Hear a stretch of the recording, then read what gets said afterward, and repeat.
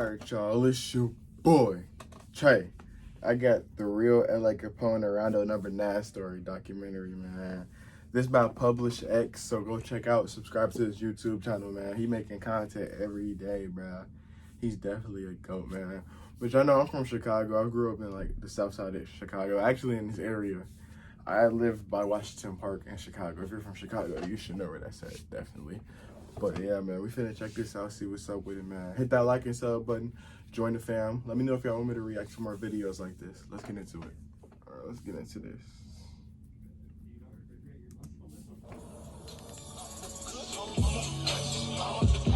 Long live LA, by the way, man. Drill is a style of trap music. It originated in the south side of Chicago in the early 2010s. Its lyrics are often based around drugs, gangs, and violence, which tend to fascinate the younger generation. It progressed into the mainstream around 2012 following the success of rappers like Chief Keef.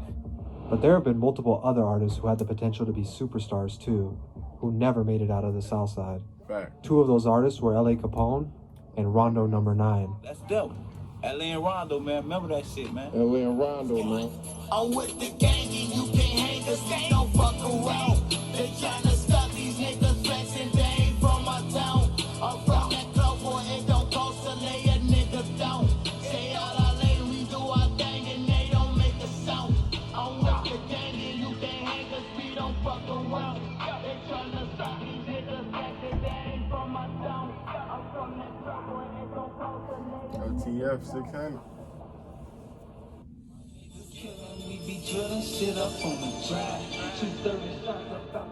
Leonard Anderson was born September 18, 1996 in Chicago, Illinois.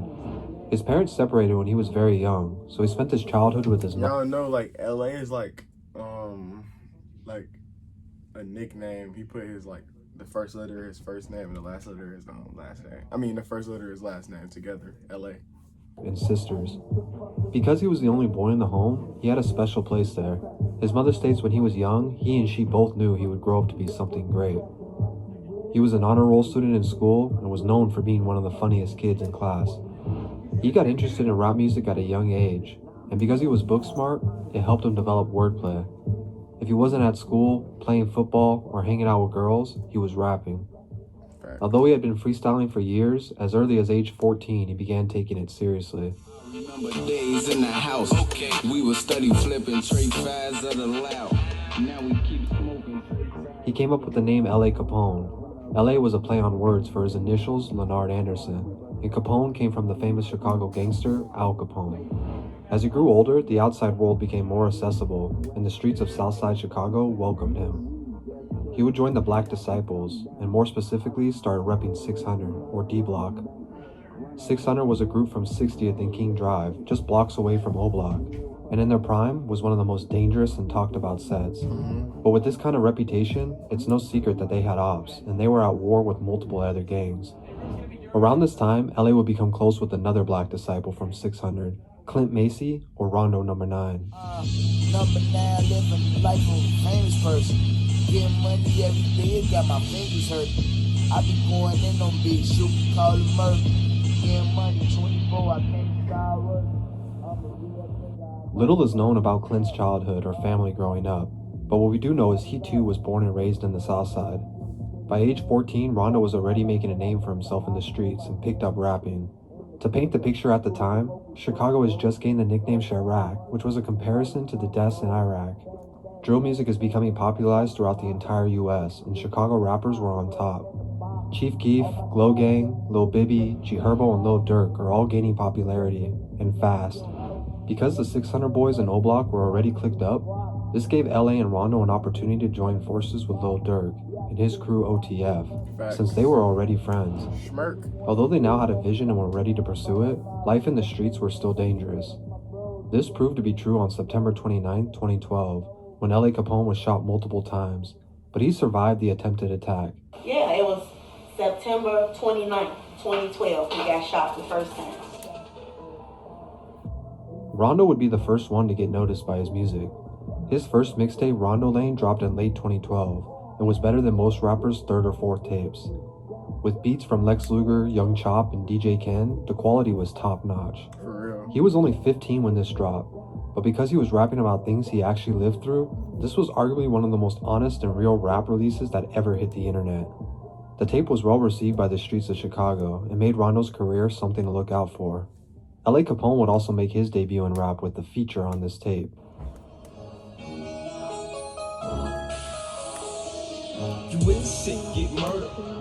LA Capone's first song was grimy, and his first music video was titled Work. They would get a few thousand plays, but things really took off with the release of his song Murder. He even dropped it with the video. The song almost got a remix from Lil Reese himself. With all the attention they were now getting, they started dropping singles back to back. LA Capone's So Loud was released in March and would be one of the first songs to bring his name outside the city. In July, Rondo would drop another mixtape hosted by the well-known DJ Victorious, titled Steve Drive. Not only did the mixtape blow up, but it had multiple standout songs like 600, We Don't Fuck Around, and Play for Keeps. Play for Keeps. All the songs did so millions fire. of views online, and was bringing the whole 600 set to the world's attention. They would go on a small tour with Lil Durk and were making plans to link up with other artists like French Montana and the Coke Boys.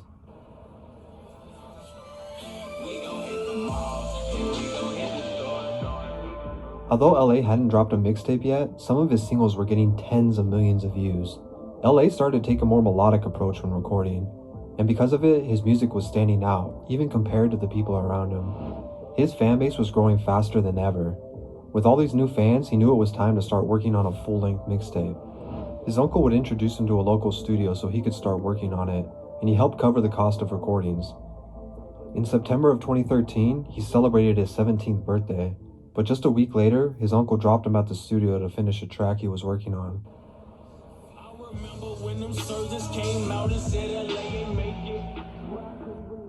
When he got inside the studio, there were other people there as well, which was weird, because the owner of the studio had told him before, he only wanted him to come record if somebody else wouldn't be there, to avoid any potential conflicts.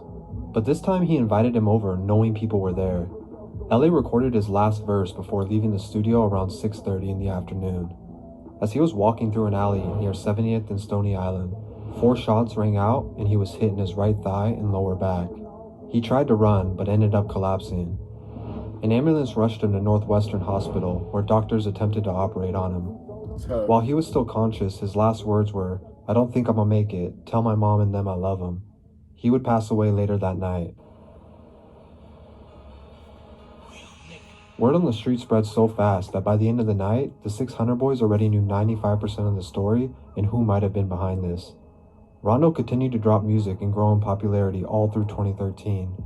His tape Real for Life was putting pressure on even some of the mainstream artists. Taliban. Songs like Taliban would do huge numbers, and he continued to keep LA's name alive, along with all the guys from 600. Unfortunately, LA's first mixtape wouldn't come out until after his passing in 2014.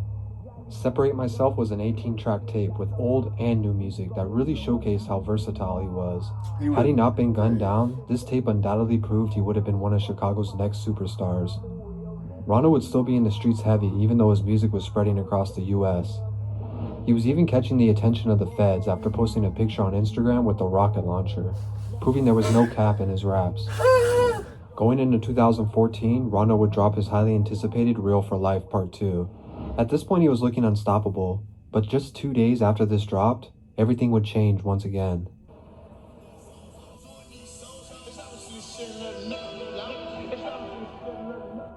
On the 21st of February, Rondo and C-Day went to a party in the Wentworth projects with a few girls. The GDs or gangster disciples controlled most of the building here, so that alone showed how untouchable they felt. Eventually they left the party, but just shortly after, shots were fired in that building. The girls called the boys back to meet up at a Wendy's because they were scared. They split up into 2 cars and headed back into gangster disciple territory in an attempt to get retaliation for the girls who were just shot at. When they got back into the GD territory, they passed by a parked cab driver who was waiting to pick up a customer. Rondo and C-Day's vehicle did a U-turn and pulled up on the cab driver. They hopped out and proceeded to ask him if he was from the area, looking for revenge. When the driver responded yes, Rondo or C-Day opened fire, shooting 28-year-old Javon Boyd until he died. Jeez. Just weeks later, both Rondo and C-Day were arrested and held on a $2 million bail. Despite the efforts of Chief Keef, Lil Durk, and their fans calling to free Rondo and C-Day, the evidence against them was solid. Not only did a surveillance camera catch the entire incident, but C-Day's fingerprints and cell phone were found on the scene of the crime. On top of it, Rondo was wearing a tiger print tracksuit that made him easy to identify on camera. Inevitably, Rondo was given 39 years and C-Day was given 38. Although other artists from 600 would come to rise after LA and Rondo, it's safe to say they were the ones who helped pave the way. Facts. As teenagers who rapped in an attempt to make it out of one of the harshest neighborhoods in America, they almost made it. 3 men were convicted for taking part in the killing of L.A. Capone. Had L.A. been alive today, it's easy to say he had the potential to be Chicago's next superstar, due to how versatile he was. Rondo will be behind bars until 2056 for the shooting and killing of an innocent man. Had he not committed this senseless act, he had the potential to be the 600 Boys' biggest artist. Even though it's been almost 10 years, both of these artists are still talked about. Facts. They will be remembered as pioneers in the drill scene. Long live LA, man. Free Rondo. Bro, yeah, I actually like that a lot, bro. It's so crazy, bro. LA, man. Rest in peace, man. I like his, bro. The one mixtape he got is so fire, bro. And Rondo, man, they both had so much potential. They could have been like that one duo, like Lil Baby and Gunna, or if you want to say Baby and Dirk now, you feel me? Bro, they have potential to be a great duo together, bro. Bro, y'all got to go listen to Play for Keeps, bro. That song go banger, bro. Man, it's just sad to see all that happen in Chicago, bro. And yeah, he right, bro. Rondo and C-Day, they ain't no way they could really get out. Like, bro, it's crazy, bro. Cause the footage, ain't no way, it's too solid. I mean, you do crimes like that, you gotta do the time, bro, for real. But if y'all want me to check out some more of these, let me know down below. He got one for Chief Keef. Let me know if y'all want me to check that out, and I'll check that out for y'all, man. Y'all, if y'all made it this far, thank you. Hit that like and sub button. Join the fam. We on the road to 10K, and we grinding every day. See y'all next video.